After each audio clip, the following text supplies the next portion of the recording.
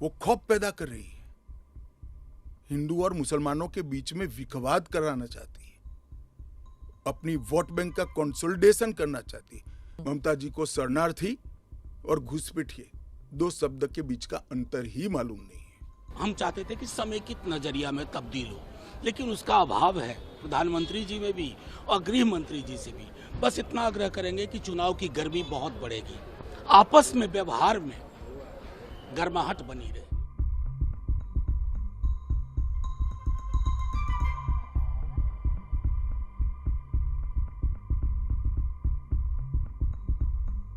ये शत्रुता की और इस तरह की जुबान भारतीय राजनीति में पहले नहीं थी। चुनाव जीतते थे लोग, चुनाव हारते थे, लेकिन अपने प्रतिद्वंदी के लिए इस प्रकार की अशोभनीय भाषा का इस्तेमाल नहीं होना चाहिए।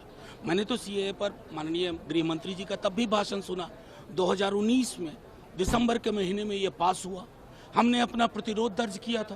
क्यों? क्योंकि संविधान सम्मत नहीं है। दूसरा, तमिल हिंदुओं ने क्या बिगाड़ दिया आपका? और परसिक्यूशन सिर्फ रिलीजियस नहीं होता है, पॉलिटिकल परसिक्यूशन भी होता है। अगर आप इन देशों का ही नाम ले रहे हैं तो इसमें कई इस्लाम में भी सेक्ट हैं जिनका परसिक्यूशन होने की बात आती है। तो ये एक तरफा नजरिया हम चाहते थे कि समेकित नजरिया में तब्दील हो, लेकिन उसका अभाव है प्रधानमंत्री जी में भी और गृह मंत्री जी से भी।